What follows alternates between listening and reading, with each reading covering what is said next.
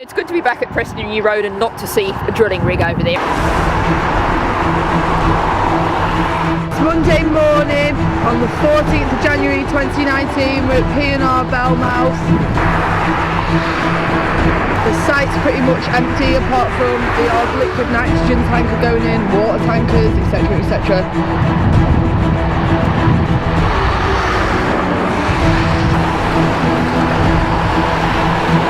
Are you learning anything? I'm reading. You're reading? Yeah. Can you read?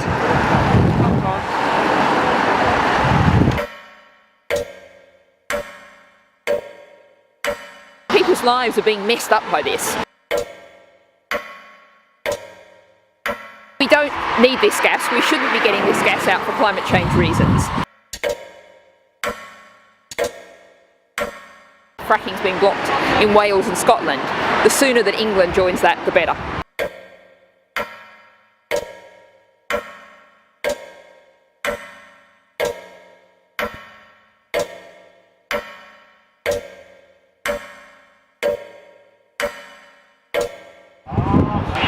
No?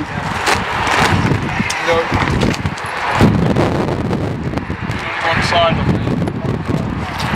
There's only what? There's only one side on there. One side of what? Your view. One side? What, my view? Yeah, it's your view. You don't know what my view is.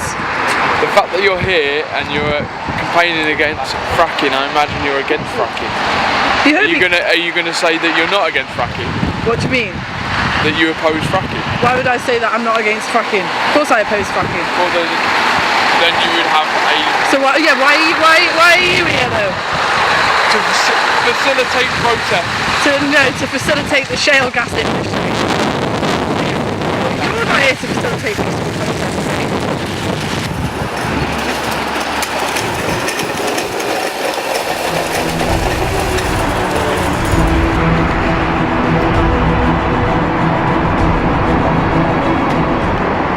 Oh, here we go.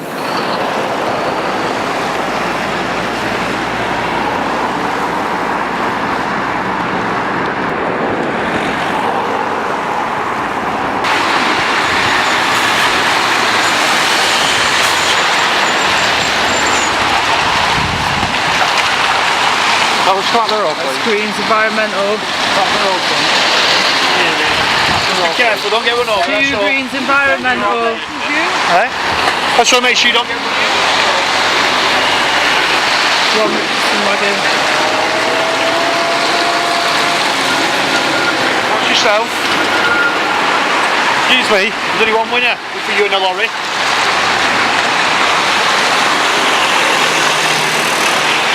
That's to do with you, isn't it? Thank you very much. Always use the Green Cross code, because I won't be there when you cross the road.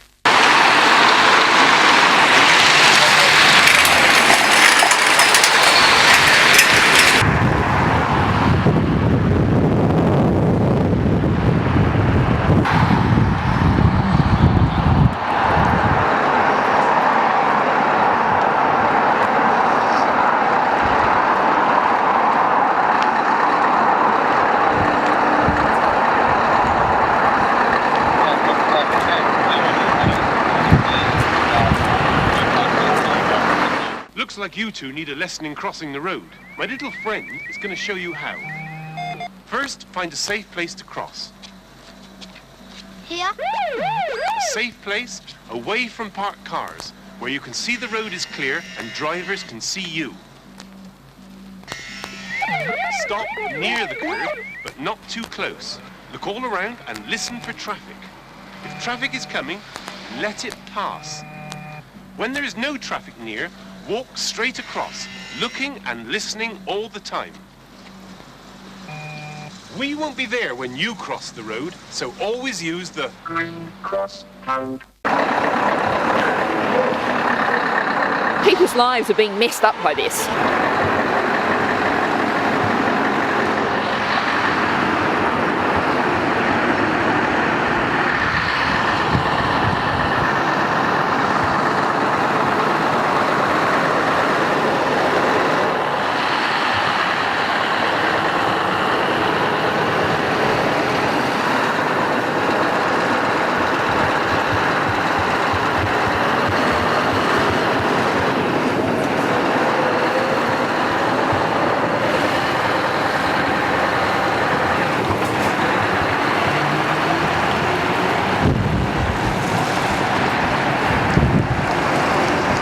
we've seen this morning so far, and like it is every day at Preston New Road, is the facilitation by Lancashire Police. And this is now the liquid nitrogen tanker that's coming out.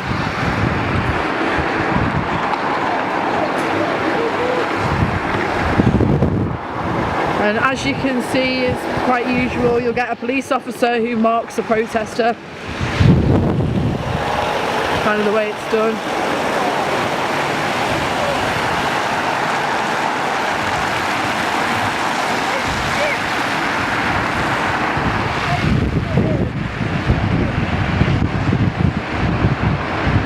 Just had a chat with Natalie Bennett about the fact that they're not going to be moving the goalposts to do with the earthquakes that would be caused by fracking. And I just wondered that, as people who live here locally, and you've been fighting this for such a long time, how you feel about that. You know, do you feel that it's a good positive move, and what do you feel the effects of that will be for not just this site but other sites as well? Well, I will be honest, when we heard that Quadrilla were going down to government to request the moving of the goalposts, I actually thought that we'd let them. I really honestly thought that Claire Perry would do it, and I was most surprised when she didn't. Quadrilla had agreed to this traffic light system many moons ago. And just because it wasn't working for them, they decided to go and ask for a change, and they didn't get the change. But I think it's vitally important that that traffic light system stays in. So what was the magnitude? What was the highest magnitude of the earthquake that was here? Was it 1.5? 1.5. Was it the same as what was at Priest Hall? No, that was a 2.3. That was Yeah, 2.3. Right. The regulations are there for a reason, because they were actually, it was DECA agreed them, the OGA agreed them, the industry agreed them, because Professor Stiles, Green, Batty, I think it was, they made the recommendations, and they made them for a reason, and that is basically to make sure that that well, or there's no damage underground. So it's not just about the surface impact, it's about what's happening under the ground. And if you end up with thousands of wells across the country, you know, there's a danger, if you relax those regulations, there's going to be some serious damage at some point, you know, damage to the water, the environment, whatever. So I think, I was a bit like you, I fully thought that the industry were going to, you know, pressure into relaxing them, and I'm so pleased that And I hear that Francis Egan's laid a bit of an egg over the fact that they haven't actually moved the goalposts. Apparently he's quite angry with the government. Well, we found out yesterday from an article in the Sunday Times that he actually spends about 30% of his working life going down to London to talk to ministers and the regulators and the lobbyists. Now he's got a direct ear to those in influence. He's got an advantage over the rest of us. Now, so the fact that the government are sticking to their guns on this, and well done, thank you, and please carry on sticking to the guns, indicates to me that maybe this is a way of a nice little climb down. That the government has actually gone off the boil. The enthusiasm that David Cameron and George Osborne showed for fracking isn't shared by this current establishment, this current government, and I think if they were to override us yet again, I think they realise the consequences for them would be quite severe. So. And because of the opposition to fracking locally, you know, these companies, I think the government also know that the future of fracking it is doomed. I mean, you know, it's like if by fracking and they cause earthquakes that are above 0.5, how can the industry carry on? They can't operate. I mean, even if they find the gas flow that they're expecting, even if they did, and I don't think they will, they've just proved that they can't extract it safely, and they can't extract it economically, so it'll cost them too much to get it out of the ground. So to me, this is almost like a nail in the coffin. I think the other nail in the coffin we have to look at as well is that Quadrilla are now running out of time. And money. Well, the time. Well, we know they've run out of money, but they're running out of time because now they have 6 months of flow testing, and that will take us through to June. 6 months further on than that, Quadrilla's time here runs out. We've only got another 12 months. And there is no way, we know this, that they can drill 2 more wells and frack 2 more in that 12 months. we as local people need to put pressure on our authority to say do not extend the timescales. You know, they haven't been able to prove what they could in the timescale we give them. Why should they? Certainly not under an executive decision. I don't know what they call it. But you'll know what they call it. Where the council can actually agree without it going to a planning. Oh, delegated powers. Delegated powers, yeah. But, you know, it shouldn't be decided under delegated powers. If Quadrilla did have the nerve to ask for an extension, then I think local people, local communities should be writing into the council and saying, you know, it's not on. It's not. And Miranda as well, you go to the CLG, which is Community Liaison Group. That's right, Community Liaison Group, that's right, yeah. I mean, have Quadrilla given you any indication as to what's going on at the site on the site at the minute? I mean, because I've heard, you know, I've heard several different things, you know, that they've been quite vague and not really giving you much information and quite sort of defensive, really. Yeah. They quote commercial sensitivity quite a lot. You know, they claim that because they are the fracking pioneers for the UK, they don't want to give their competitors an unfair advantage by revealing all their trade secrets. But what they did say was they are in the flow test period now, and they're just going to be now looking at one well. They're not at the minute exploring well 2, which is the one they abandoned last summer, moved from last summer when they punctured the aquifer, and they're not going to be currently looking at drilling wells 3 and 4. So the timescale that Barbara alluded to is quite significant. When it comes to timescales, Quadrilla won't give us a timescale because they basically don't know. A lot is going to depend, they say, on what they find with the extended flow testing on well 1. But they don't seem confident, they don't seem buoyant, you know, whereas before all the messages coming out of Quadrilla was very much about, you know, that it's going to be a panacea for all our woes when it comes to energy, etc., etc. We're now, they're phrasing everything as very much cautiously about exploration and about the fact that this well, as an exploratory well, is never intended to make them money. And so far all they've done is spend money and not make any. Yeah, exactly. So yeah, with that in mind, there's a lot of we've got Ineos and people like that, a lot of money, companies that are out to make a lot of money, and they're going to say and do whatever they can because it's all about money for them and profit for their investors. They don't care about us, the community. They just care about yeah. So with that in mind, we'll just carry on until they leave. Absolutely.